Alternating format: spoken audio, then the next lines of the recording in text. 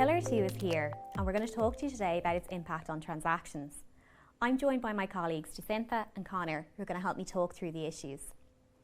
So when we look at Pillar Two and its impact on transactions, there's a lot of complexity, but there's also reliefs provided for in the rules. Do they not help alleviate some of that? They certainly do, Susan. They help alleviate some of it, I'd say, right?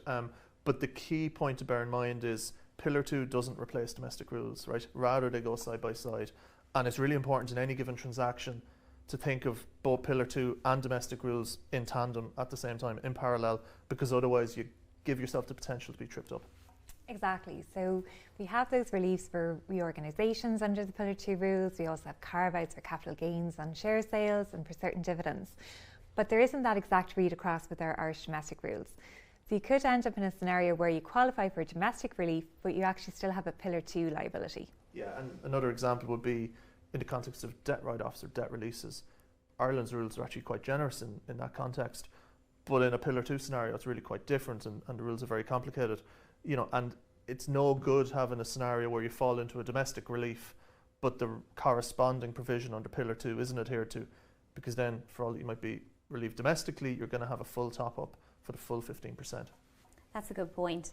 And moving to talk about the acquisition side, if we have a group looking to buy a business, this is going to introduce a whole new level of complexity. It's effectively a new tax head they'll have to consider on their due diligence review. Exactly. We're seeing Pillar 2 play out in DDs, but also in that contractual negotiation piece. So tax warranties, tax indemnities. Buyers are very aware of picking up a Pillar 2 liability from a seller group.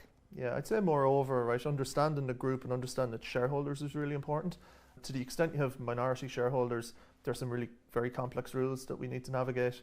And also data access, right? If you take an example of an ultimate parent entity that has several different investments in any given territory, someone somewhere is going to have to bring that financial data together to be able to do the jurisdictional blending exercise. There can be a bit of reticence around sharing that financial data, so understanding the processes involved to be able to adhere to those jurisdictional blending requirements is really quite important. And with M&A transactions, groups can actually walk themselves over that €750 million threshold that you have for Pillar 2. So again, really important to consider that your profile for Pillar 2 before and after a transaction, they may not necessarily be the same. And when we talk about transactions, people might have in their mind third-party transactions, but this can also have serious implications for intergroup restructurings, things like demergers, trade transfers, and there's going to be an emphasis on getting a handle on the accounting implications real time, because that's what's going to drive your Pillar 2 outcome. Yeah, absolutely. Look, every transaction requires specific thought, right, in a Pillar 2 context.